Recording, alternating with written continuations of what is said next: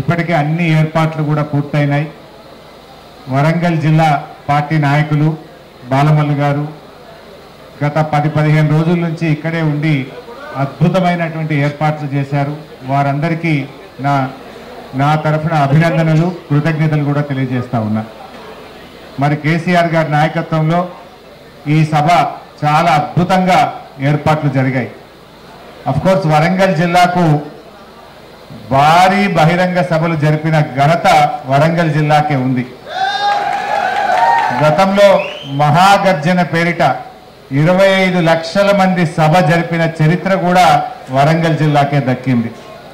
So అందువల్ల వరంగల్ జిల్లా నాయకత్వం మొదటి నుంచి కూడా అద్భుతమైనటువంటి సభలు సమావేశాలు జరిపారు. ఎప్పుడైనా బీఆర్ఎస్ పార్టీకి అతిపెద్ద సభలకు వరంగలే వేదిక అయింది. ఇప్పుడు కూడా కేసీఆర్ గారు మళ్ళీ వరంగల్లోనే ఈ యొక్క సభ జరపాలని నిర్ణయించడం, మరి ఈరోజు రాష్ట్ర వ్యాప్తంగా కూడా ఈ సిల్వర్ జూబ్లీ, ఈ రజతోత్సవానికి రాష్ట్ర ప్రజలు స్వచ్ఛందంగా పెద్ద ఎత్తున తరలి రావడానికి సిద్ధమయ్యారు. ఇప్పటికే చాలా జిల్లాల నుంచి పాదయాత్రన ప్రజలు ప్రారంభమై దారి మధ్యలో ఉన్నారు. ఎడ్ల బండ్ల మీద కొంతమంది చేరుకున్నారు, ఇంకా కొంతమంది చేరుకుంటా ఉన్నారు. కొంతమంది సైకిల్ యాత్ర మీద బయలుదేరారు. కొంతమంది స్వచ్ఛందంగా తమ సొంత వాహనాల్లో రావడానికి కూడా రాష్ట్ర వ్యాప్తంగా ప్రజలు కేసీఆర్ను చూడాలి, కేసీఆర్ గారు ఏం మాట్లాడతారో వినాలి అనేటువంటి ఒక ఉత్సాహం ఈ రాష్ట్ర వ్యాప్తంగా కూడా కనబడతా ఉంది. బీఆర్ఎస్ రజతోత్సవం అంటే ఇది తెలంగాణ ప్రజలందరికీ కూడా నిజంగా ఒక రకంగా పండగ లాంటిదే. బీఆర్ఎస్ పార్టీ లేకపోతే ఇవాళ తెలంగాణ లేదు, తెలంగాణ లేకపోతే ఇవాళ ఇంత అభివృద్ధి మనం చూసేటువంటి వాళ్ళం కాదు. ఆనాడు సమైక్య రాష్ట్రంలో కరువు కాటకాలకు నిలయంగా, వలసలకు నిలయంగా, ఆత్మహత్యలకు నిలయంగా ఉన్న ఈ ప్రాంతానికి విముక్తి కలిగించి తెలంగాణ ఆత్మగౌరవ బావుటా ఎగిరేసినటువంటి పార్టీ ఇవాళ బీఆర్ఎస్ పార్టీ. రాష్ట్రాన్ని సాధించింది బీఆర్ఎస్ పార్టీ, రాష్ట్రాన్ని అభివృద్ధి పథంలో నడిపించింది బీఆర్ఎస్ పార్టీ. ఇవాళ ప్రతిపక్షంలో కూడా కాంగ్రెస్ ప్రభుత్వం మెడలు వంచి ప్రజల పక్షాన నిలిచింది కూడా బీఆర్ఎస్ పార్టీ. సో బీఆర్ఎస్ ఏ పాత్రలో ఉన్నా ప్రజల పక్షమే. ఆనాడు ఉద్యమ పార్టీగా ఉన్నా, 10 ఏళ్ళు అధికారంలో ఉన్నా, ఈ ఏడాదిని అర్థం ప్రతిపక్షంలో ఉన్న బీఆర్ఎస్ ఎప్పుడూ ప్రజల పక్షమే. ప్రజలు ఏ రోల్ ఇచ్చినా ప్రజల ఆకాంక్షల కోసం పనిచేసేటువంటి పార్టీ ఇవాళ బీఆర్ఎస్ పార్టీ. ఇవాళ ఏ రోజైనా ప్రజలు ఇవాళ ఏ కష్టం వచ్చినా మళ్ళీ బీఆర్ఎస్ వైపే చూస్తున్నారు.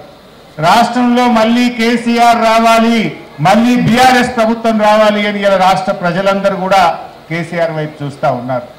ఈ ప్రభుత్వం ఎన్నో ఆశలు చెప్పి, ఎన్నో ప్రజల్లో విషయాలు చెప్పి ఇలా అధికారంలోకి వచ్చింది.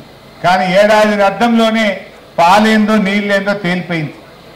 ఈ కాంగ్రెస్ ప్రభుత్వం అన్ని మాయమాటలు చెప్పిన ప్రభుత్వంగా ఇవాళ ప్రజలకు అర్థమైపోయింది. ఒక్క కొత్త పథకాలు సరిగ్గా నడవలేదు, కానీ ఉన్న పథకాలు మాత్రం బంద్ పెట్టింది. ఏడాది అర్థంగా ఫీజు రియంబర్స్మెంట్ లో ₹1 ఇయ్యక ఇవాళ విద్యార్థుల చదువులు ఆగమైతా ఉన్నాయి. లక్షలాది మంది విద్యార్థుల జీవితాలు రోడ్ల మీదకి వస్తున్న పరిస్థితి. ఇలా కేసీఆర్ కిట్ బంద్ అయిపోయింది, రైతు బంధు బంద్ అయిపోయింది, బతుకమ్మ చీరలు బంద్ అయిపోయినాయి, కళ్యాణ లక్ష్మి అయితే పిల్లలు పుట్టినదాకా కూడా వస్తలేవు. తులం బంగారం దేవుడేరు కానీ కళ్యాణ లక్ష్మి చెక్కులు కూడా రానటువంటి పరిస్థితి ఏర్పడ్డది. ప్రభుత్వం మొత్తం కూడా ఇలా కాంగ్రెస్ ప్రభుత్వం శృతి లేని గతి లేని ప్రభుత్వం అయిపోయింది. డైరెక్షన్ లెస్ ప్రభుత్వం అయింది. కేబినెట్ లో కాంగ్రెస్ ప్రభుత్వంలో ఒక శృతి లేదు, తలా ఒక మాట మాట్లాడుతూ ఉన్నారు. ఇలా రాష్ట్ర ఆదాయం తగ్గుముఖం పట్టింది. బీఆర్ఎస్ ప్రభుత్వం ఉండగా ఏటా 12% రాష్ట్ర ఆదాయాన్ని పెంచింది బీఆర్ఎస్. సంపద పెంచింది, పేదలకు పంచింది. కానీ కాంగ్రెస్ వచ్చిన తర్వాత ప్రభుత్వ ఆదాయం మైనస్ లోకి పోయింది. జీఎస్టీ తగ్గింది, స్టాంప్స్ అండ్ రిజిస్ట్రేషన్ తగ్గింది, ఎక్సైజ్ ఆదాయం తగ్గింది, మైనింగ్ ఆదాయం తగ్గింది, ఆర్టీఏ వెహికల్ రిజిస్ట్రేషన్ ఆదాయం తగ్గింది. ఓవరాల్ గా ఈ ప్రభుత్వ వైఫల్యం వల్ల పాలన చేతగాక మొత్తం పరిపాలన కుంటుపడ్డటువంటి పరిస్థితి మనకి రాష్ట్రంలో కనబడతా ఉంది. ఇవాళ రేవంత్ రెడ్డి గారు కేవలం మాటల మనిషిగానే మిగిలిపోయింది తప్ప చేతల్లో ఫెయిల్ అయిపోయింది. దేవుని మీద ఒట్టు పెట్టి రుణమాఫీ చేయకుండా దేవుళ్ళను మోసం చేసిన చరిత్ర.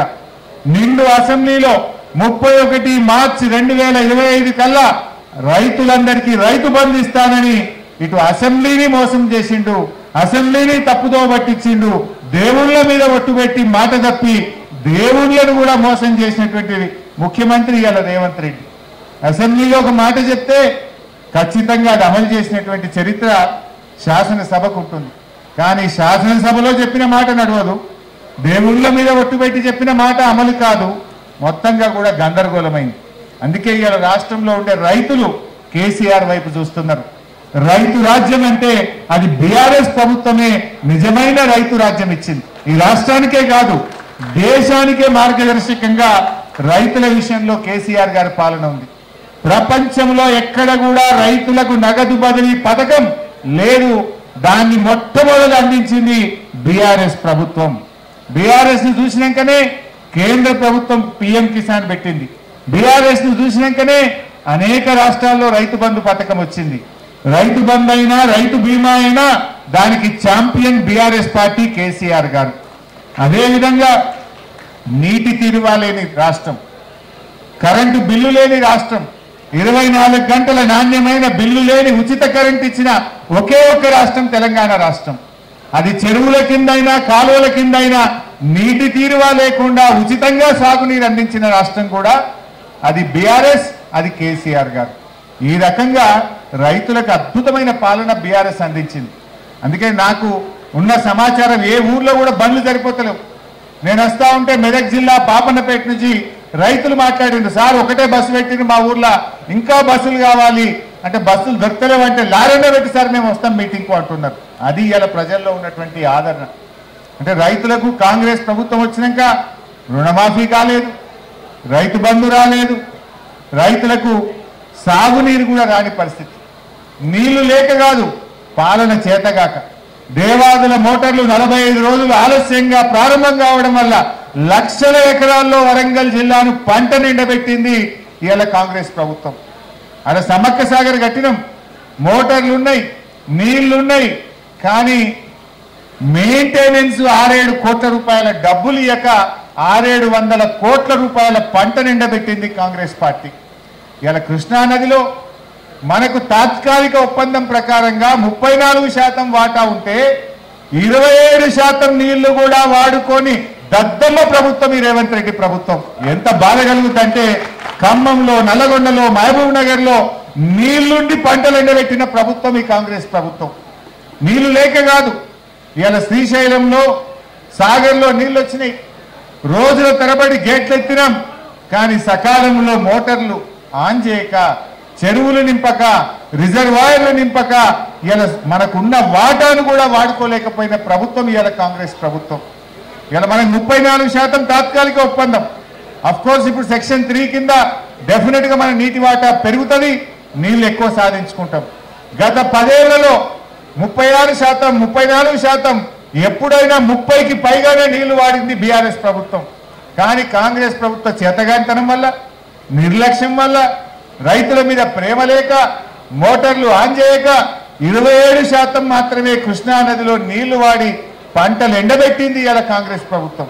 గోదావరిలో దేవాదుల మోటార్లు ఆన్ చేయలేదు, కృష్ణాలో ఇలా నెట్టంపాడులో కానీ, భీమాలో కానీ, కోయిల్ సాగర్లో కానీ, కల్వకుర్తిలో కానీ సకాలంలో నీటిని ఉపయోగించుకోక ఇలా రాష్ట్రంలో పంటలు ఎండడానికి కారణమైంది. అందుకే ఇలా రైతులు ఏమనుకుంటున్నారు, నీటి తీరువా లేకుండా నీళ్లు ఇచ్చింది బీఆర్ఎస్, 24 గంటలు మోటార్లు గారకుండా కరెంట్ ఇచ్చింది బీఆర్ఎస్, రైతు బంధు పెట్టింది బీఆర్ఎస్, రైతు బీమా పెట్టింది బీఆర్ఎస్, రైతుల కోసం కృష్ణా గోదావరి జలాల మీద పెండింగ్ ప్రాజెక్టులను పూర్తి చేసి కొత్త ప్రాజెక్టులు కట్టి ఇవాళ ధాన్యం ఉత్పత్తిలో తెలంగాణ నంబర్ 1 గా నిలిపింది కూడా బీఆర్ఎస్.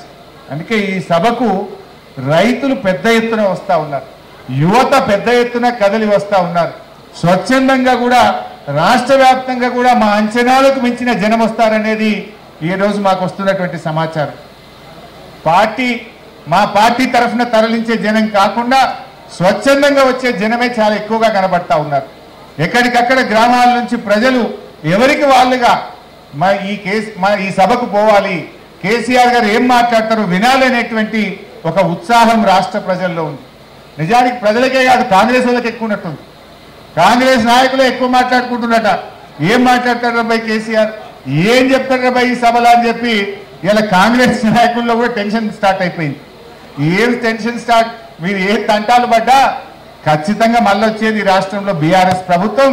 600 అయినా ఈ రాష్ట్రంలో మళ్ళీ బీఆర్ఎస్ ప్రభుత్వం అధికారంలోకి వస్తుంది, ప్రజల ఆకాంక్షలు నిజం చేస్తుంది. ఎందుకంటే ఇవాళ ప్రజలకు కూడా ఒక విషయం అర్థమైంది, ఇలా కాంగ్రెస్ది మాటల ప్రభుత్వం తప్ప అది చేతల్లో అమలు చేయలేకపోయింది. కొత్త పథకాలు దేవుడికి కానీ ఉన్న పథకాల్ని కూడా ఇలా చేతులెత్తినటువంటి పరిస్థితి ఉన్నది. ఆర్థికంగా ఈరోజు రోజు రోజుకు కూడా ఇలా ప్రజలు చితికిపోతా ఉన్నారు, ప్రజలు ఇబ్బంది పడతా ఉన్నారు, ప్రజలు కష్టాల్లో పడతా ఉన్నటువంటి పరిస్థితి కనబడ్డది. అందువల్ల ప్రజలు కూడా మళ్ళీ కేసీఆర్ రావాలనేటువంటి ఆలోచనకు ప్రజలు వచ్చారు. అందుకే రాష్ట్ర వ్యాప్తంగా కూడా తెలంగాణ వాదులను, ఉద్యమకారులను, ప్రజలను, యువతను, రైతులందరికీ కూడా పిలుపునిస్తా ఉన్నాం. రేపటి సభకు మీరందరూ కూడా స్వచ్ఛందంగా పెద్ద ఎత్తున తరలి రావాలని కోరుతా ఉన్నాం. ముఖ్యంగా కార్యకర్తలతో కూడా మనవి, కావాలని ప్రభుత్వం పోలీసులు ట్రాఫిక్ జామ్ చేసే కుట్రలు చేస్తుంది. దయచేసి వాలంటీర్లు, కార్యకర్తలు ఎక్కడికక్కడ మనమే స్వీయ క్రమశిక్షణ పాటించాలి. ఎక్కడ కూడా ట్రాఫిక్ జామ్ కాకుండా చూసుకోవాలి. మనము ఓవర్టేక్లు చేసి ఒక బండికి ఒక బండి అడ్డం పెట్టుకొని ట్రాఫిక్ జామ్ కాకుండా చూడండి.